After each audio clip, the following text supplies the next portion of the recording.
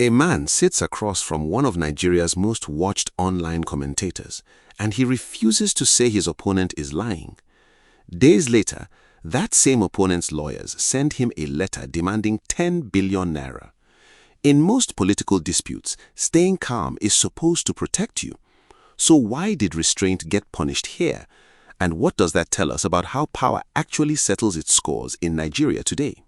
Before we go any further, if you are new to this channel, welcome. Naija Insight Desk exists for one reason: to give you the kind of analysis that goes beyond the headlines and the noise. Subscribe now because this conversation is about to get deeper. On June 25, 2026, Prince Adeyemi, who identifies himself as Director General of the Presidential Foreign Intervention Promotion Council, PFIPC, held a press conference alleging he paid 400 million naira through an intermediary and was asked for an additional 200 million naira before his appointment could be finalized.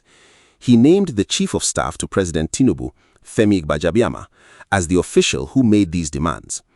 The presidency rejected the claims outright, insisting Gbajabiamila has no role in issuing appointment letters and that the PFIPC itself does not exist as a legal government entity. On July 6, 2026, Gbajabiamila's lawyers, Pinero LP, led by Kemi Pinero SAN, issued a cease and desist letter giving Adeyemi 72 hours to retract the allegations or face a 10 billion naira defamation suit and criminal proceedings. In between these two polls, Adeyemi appeared in a video conversation with social media activist Martins Vincent Otse, popularly known as VDM, Very Dark Man, where, notably, he did not press the accusations further. He said, "I wouldn't say he's lying and I wouldn't say he's telling the truth," and called instead for an independent investigative panel. Timing matters here. The legal ultimatum landed after Adeyemi's more conciliatory posture in the VDM conversation, not before it. That sequencing is central to tonight's analysis. This is not simply a new scandal. It's a recurring pattern in Nigerian political disputes. An allegation goes public, the accused escalates through legal threat rather than public rebuttal, and the story shifts from what happened to who blinks first. The Presidency/Chief of Staff. Gbajabiamila's office has publicly and repeatedly denied any role in appointments tied to the PFIPC and has framed the matter as reputational rather than institutional, notable since he is a sitting Chief of Staff facing corruption-adjacent allegations, yet the response path chosen was private legal counsel, not a public institutional inquiry. The Federal High Court, Abuja.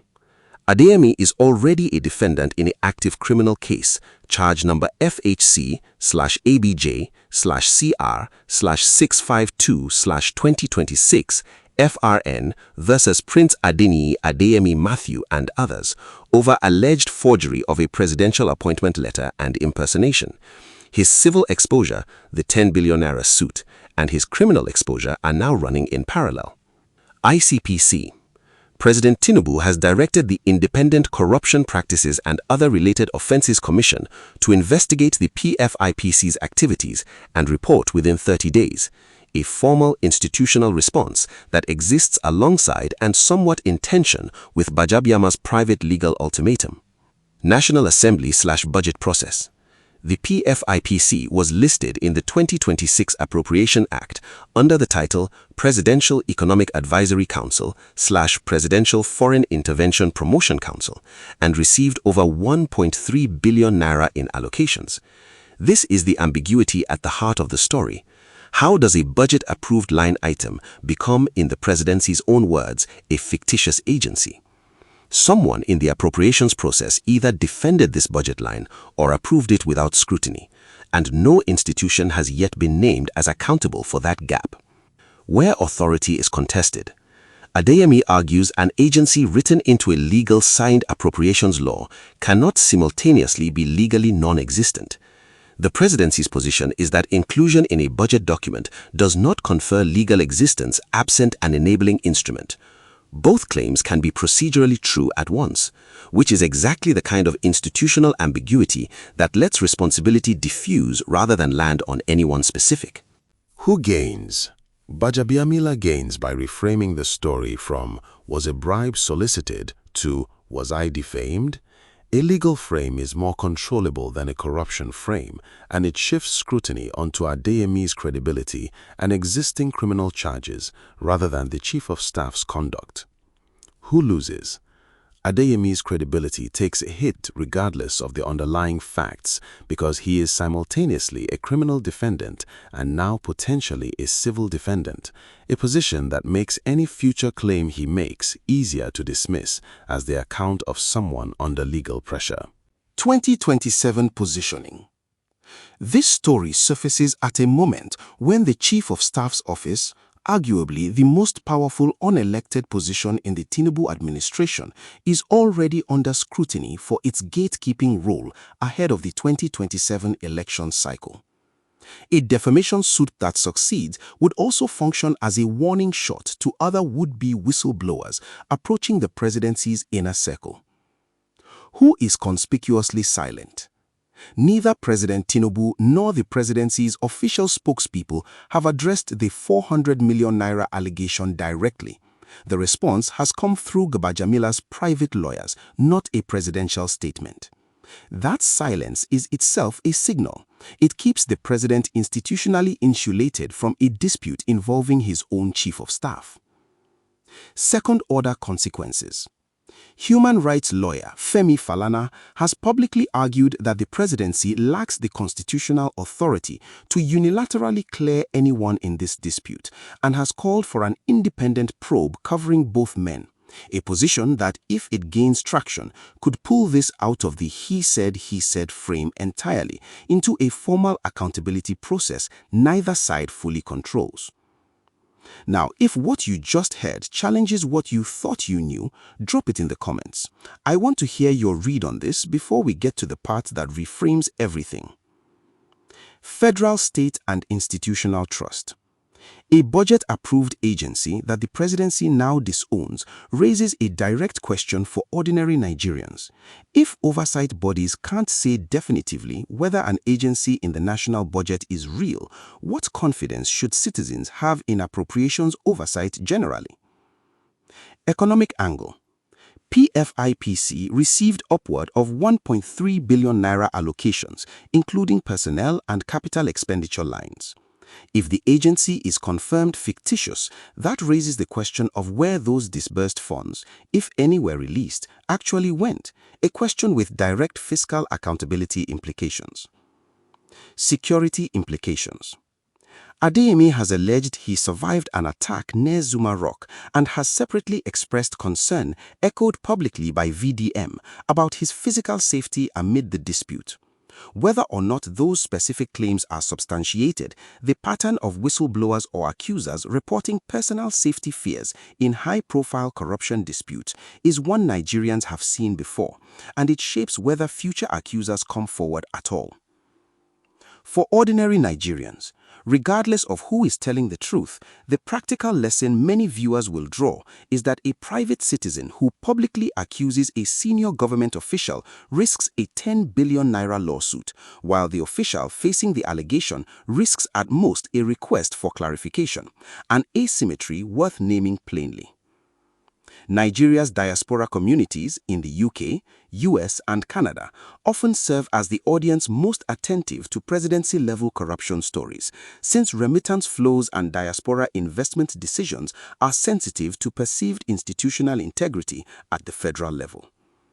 This case, if it escalates into a prolonged legal battle, becomes another data point in the broader continental conversation about whether senior officials use defamation law as a shield against accountability, a pattern observed elsewhere in West Africa and worth situating in that wider context without overstating Nigeria's uniqueness. No indication yet that ECOWAS or foreign governments have engaged with this specific dispute. It remains for now a domestic institutional and legal story rather than one with active multilateral dimensions. Still manning Gbajabiamila's position. His lawyers make a legitimate point that is easy to lose in the noise. Several of the allegations Adeyemi raised are already the subject of active court proceedings, and pursuing them further through press conferences and social media, rather than letting the court process run, does raise a genuine trial-by-media concern that isn't unique to this case. stillmanning Adeyemi's position. His core argument that a quasi-agency written into a National Assembly passed Appropriations Act cannot be casually dismissed as fictitious after the fact is not on its face an unreasonable question. Someone facilitated that budget line, and the agency doesn't exist doesn't fully answer how it got there. Common misconceptions circulating online. That this is simply VDM versus the presidency. VDM's role here has been narrower and more measured than that framing suggests. His public statements have focused on Adeyemi's physical safety and on due process, not on adjudicating guilt. What's being lost in the noise? The distinction between the criminal case, forgery or impersonation already before the Federal High Court, and the civil defamation threat, not yet filed. Conflating the two makes the story feel more resolved than it currently is. Likely next moves. 1. Adeyemi either retracts within the 72-hour window or does not. Non-compliance likely triggers the formal civil filing. 2.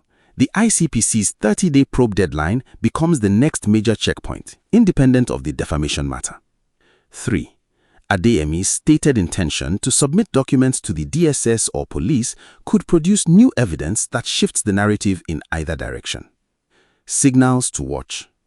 Whether Gbajabiamila's team actually files the 10 billion naira suit after the 72 hours lapse, whether the ICPC report is released on schedule or quietly delayed, and whether Femi Falana's call for an independent probe covering both men gains any institutional traction. Escalation conditions. If Adeyemi does not retract and continues public commentary, expect the civil suit to be filed and possibly additional criminal defamation charges under FCT law. De-escalation conditions. A negotiated retraction or an ICPC finding that either substantiates or fully clears the allegations could resolve the ambiguity that's currently fueling public speculation. 12-month outlook. Regardless of the legal outcome, expect continued scrutiny of appropriations oversight processes since the budget inclusion question hasn't been institutionally answered. 3-year outlook. If unresolved, this becomes another example cited in future debates over Chief of Staff level accountability heading into the 2027 election cycle. So why did restraint get punished? Because in this dispute, silence and caution didn't buy Adeyemi protection. The legal threat arrived anyway, on the presidency's timeline, not his. That tells you something about where leverage actually sits in disputes like this one. It isn't with the person making the allegation, however careful their language. It's with whoever controls the legal and institutional machinery to respond. This isn't a prediction. It's what the sequence of events, as reported, already shows us. I want to hear your read. Does a defamation suit against an accuser, while a formal corruption probe is still open, look like accountability, or does it look like pressure? Tell me in the comments. And one thread we're leaving open for next time. What happens when the ICPC's 30-day deadline arrives? Does its report even get published? If this analysis gave you clarity, not agreement, clarity, share it with one person who needs to understand what is actually happening. Like, subscribe, and I will see you in the next one.